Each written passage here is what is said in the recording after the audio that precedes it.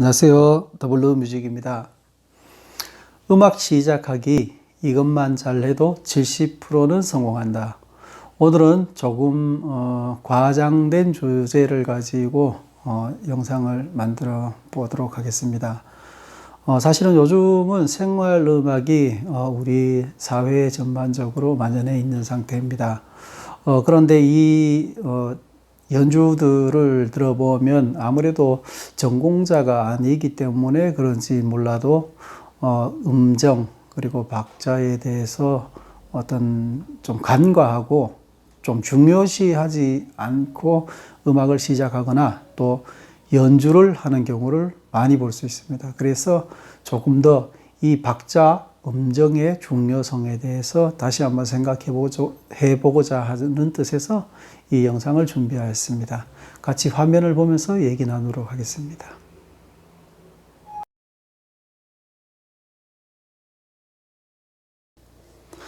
자, 저는 이것만 잘해도 음악 70%는 성공한다 해서 제일 첫 번째 조건으로 정확한 음내기라는 주제를 가지고 왔습니다.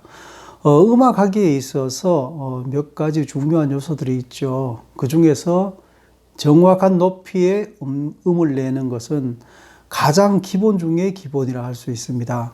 하지만 사실 이것이 쉬운 일은 아니죠. 우리가 피아노라든지 신디사이저, 기타 이런 악기들은 정해진 그 음고가 있고 연주를 하면은 기본적인 높이 튜닝이 되어 있기 때문에 연주하는 데 큰 무리가 없습니다. 그러나 실상 오카리나라든지 색스폰이라든지 이런 악기들은 상당히 그 같은 포지션을 운지를 하더라도 입 모양에 따라서 또 입 힘을 주는 것에 따라서 그 음정의 변화가 상당히 심한 거죠. 그래서 끊임없는 그 튜닝을 하는 것이 필요로 한데 사실 이런 것들이 관가된 채 포지션만 누르면 재음이 난다고 착각을 하는 상태에서 음악을 하는 것을 많이 볼 수 있습니다. 그래서 정확한 음내기, 음정내기가 안 된 상태에서 연주를 하는 것을 보면은 상당히 듣기 거북한 음이 나기도 하죠. 자, 정확한 음내기의 기본은 상대 음감에서 시작하는 것입니다. 그러니까 우리가 어떤 도라는 음을 그 높이가 절대음은 아니라도 상관이 없습니다. 도라는 음을 하나를 정했을 때 그 다음 레, 미를 정확하게 내는 것은 정확한 상대 음감이 있기 때문에 내는 거죠. 그래서 이 상대 음감에서 멀어지면 멀어질수록 음치라고 하는 거죠. 음치.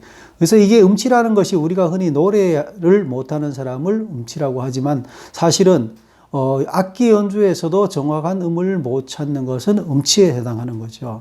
그래서 꾸준한 음정을 찾아가는 것, 높이를 내는 것은 아주 중요하고 많은 연습이 필요하죠. 그래서 몇몇 악기를 제외한 대부분의 악기들은 포지션의 운지 내에서도 피치 변동이 가능합니다. 조금 더 전에 말씀드렸던 색스폰, 오카리나, 트럼펫 그 외에 부는 악기들이 어느 정도는 다 그 운지 내에서도 피치 변동이 가능하죠. 그래서 정확한 상대 음감을 갖고 있지 않으면 정확한 음고의 유지가 어렵다는 것. 그래서 정확한 피치의 음을 내기 위해서 많은 연습이 필요하다는 거죠.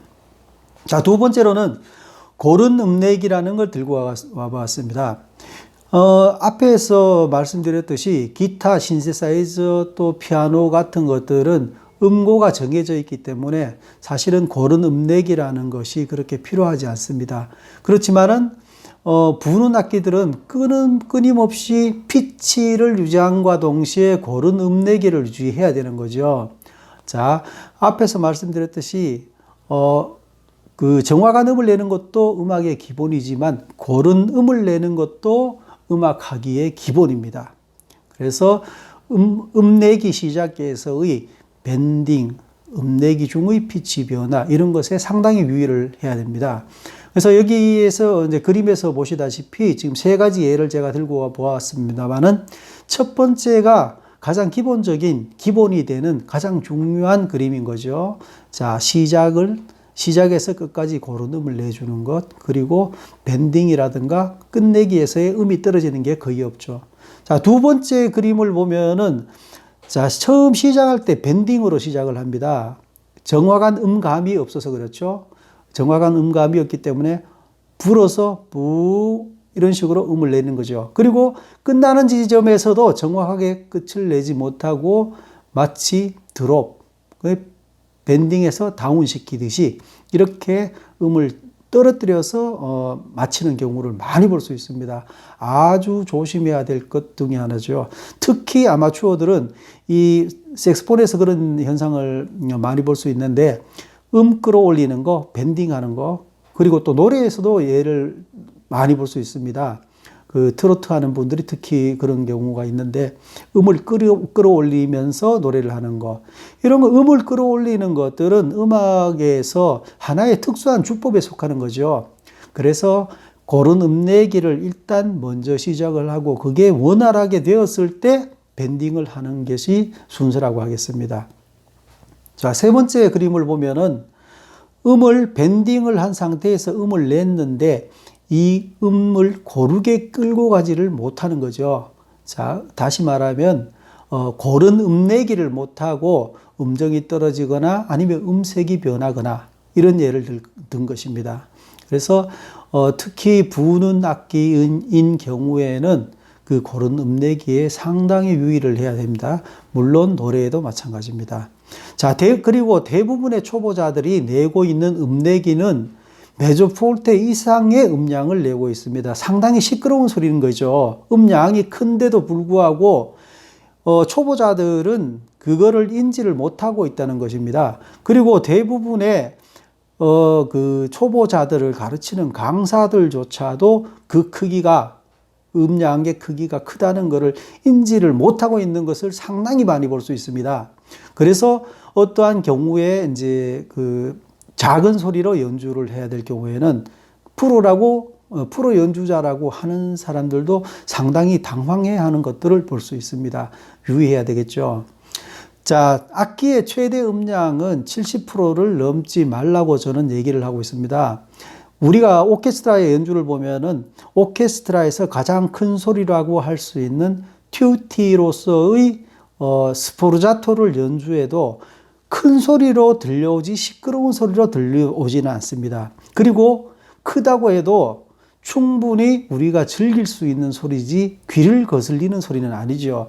다시 말하면 오케스트라에서 아무리 큰 소리를 연주를 하더라도 항상 그 연주 뒤에는 공백이 있다는 겁니다. 그 음악을 즐길 수 있는 공백이 있다는 거죠. 그걸 감안해서 연주를 한다는 것입니다. 그래서 우리가 실제 연주에서도 아무리 큰 소리로 연주를 해도 자기가 최대한 낼 수 있는 음량의 70%를 넘지 말 것을 저는 당부를 하고 있습니다.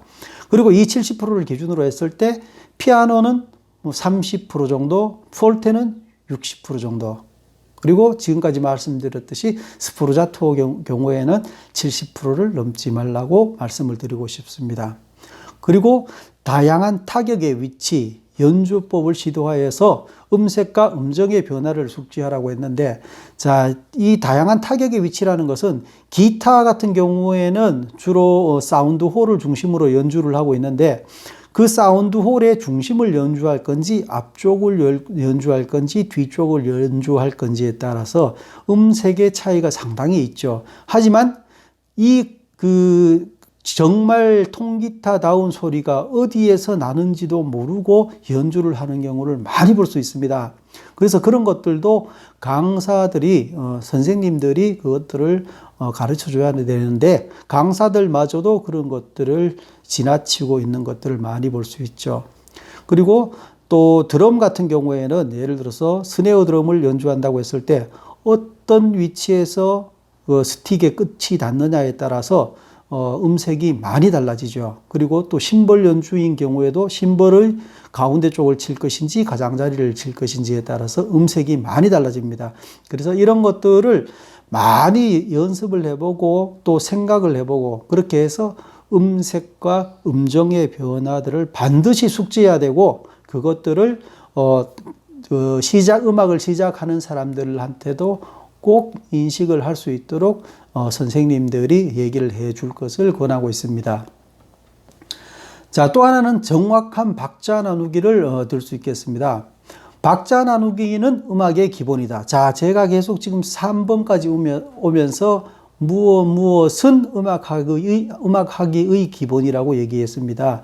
무엇도 음악하기의 기본이 아니라, 자, 그만큼 이 세 가지는 굉장히 중요하다는 뜻이죠.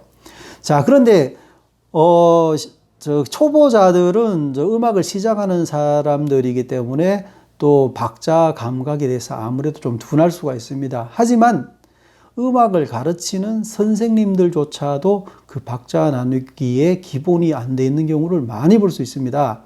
특히 아주 느린 박자에서 박자를 고르게 나누는 것들은 상당히 어려운데 이런 것들을 간과하고 넘어가서 흔들리는 경우를 실제 연주에서 많이 볼 수 있습니다.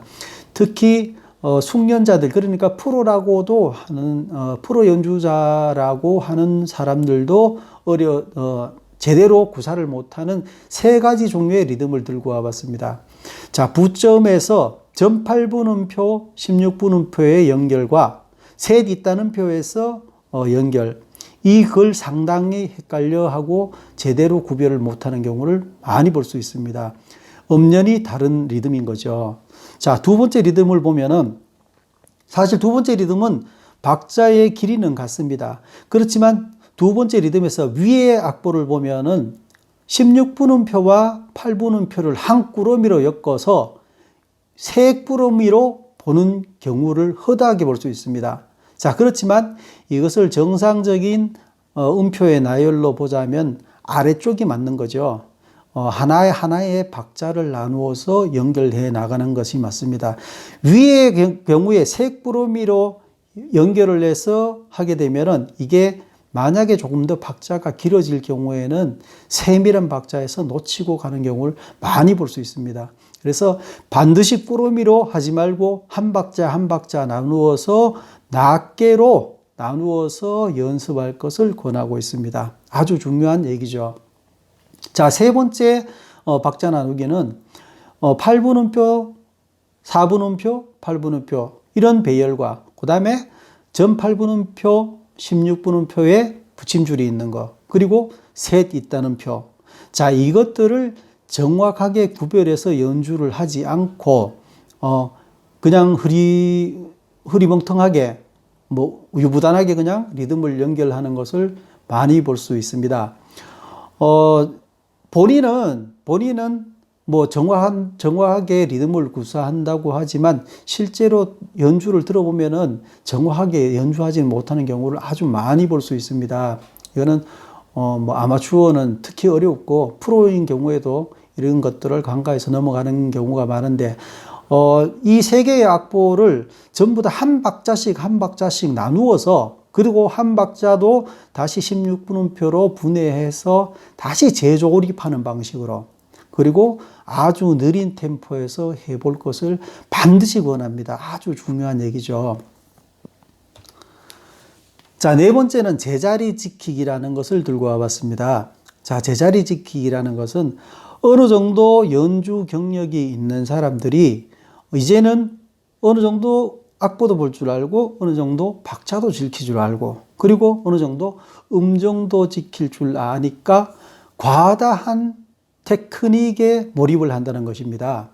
쉽게 얘기하면은 이제 예를 들어 색소폰 연주에서 트리를 과하게 한다든가 아니면은 그 오버톤을 과하게 사용한다든가 아니면 꾸밈음을 과하게 사용한다든가 이렇게 해서 그 원곡의 이미지를 흐려버리는 거죠. 그렇게 해서 심지어는 그 과다한 그런 테크닉이라든가 음색의 변화로 해서 원곡을 무너뜨림으로써 본인의 연주 기량을 오히려 망치는 경우를 볼 수가 있습니다. 그래서 특히 주의해야 될 사항이죠. 그래서 지나치지 말자. 과도한 박자에 밀고 당기기. 이것도 음악에서는 하나의 기술이고 특수한 주법의 하나입니다. 그래서 특수한 주법이기 때문에 그만큼 정말 아껴야 되고 특수한 경우가 아니면 사용을 안 해야 되는 거죠. 그 다음에 과다한 꾸밈음, 과다한 비브라토. 그 다음에 과시하는 듯한 음색, 서브톤이라든지 아니면 칼톤이라든지. 특히 칼톤을 낼 때는 칼톤은 음색의 변화이지 음양의 변화가 아닙니다. 그래서 이런 것들을 주의하셔야 되는 거죠. 그리고 빠르고 세게 연주하는 것은 쉽습니다. 아까 말씀드렸듯이 보통 처음 그 악기를 연주하는 사람들은 메저 폴대 이상의 크기를 내고 있어요.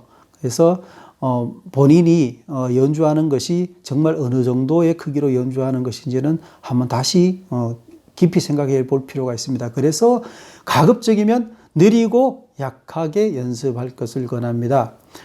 또 하나는 이게 관악기에서 많이 나타나는 현상인데 사실 관악기는 아주 저음이나 아주 고음으로 가면 소리가 약해지고 여려지죠. 하지만 아주 저음, 아주 고음, 그리고 관악기의 가장 원활한 음대기라고 할 수 있는 중음, 중고음 역대, 이 세 개의 음양이 차이가 안 나는 게 가장 좋은 연습 방법이죠.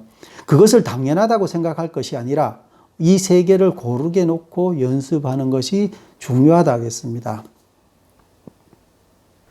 자, 오늘은 여러분들과 함께 음악 시작하기 이것만 잘하면 70%는 성공한다에 대해서 얘기를 해보았습니다. 실제로 아마추어 연주자들이 의뢰가 있어서 저하고 같이 연주할 기회가 종종 있는데, 제가 제 입장에서 아마추어 연주자들을 무대에 세워보면 가장 어려운 경우가 이런 경우입니다. 나름 아마추어들 사이에서는 유명한 연주자 혹은 이름난 연주자라고 하지만 실제로 이런 프로 연주자들하고 연주해 보면 가장 차이 나는 것이 음정의 문제, 박자의 문제죠. 그래서 음악을 시작하는 분들은 특히 음정, 그리고 정확한 박자 지키는 것, 그리고 어느 정도 연주에 경력이 붙었다고 해도 지나치지 않는 것 반드시 지켜주시면 꼭 좋은 성과가 있으리라 생각합니다. 자, 다음 시간에 뵙겠습니다.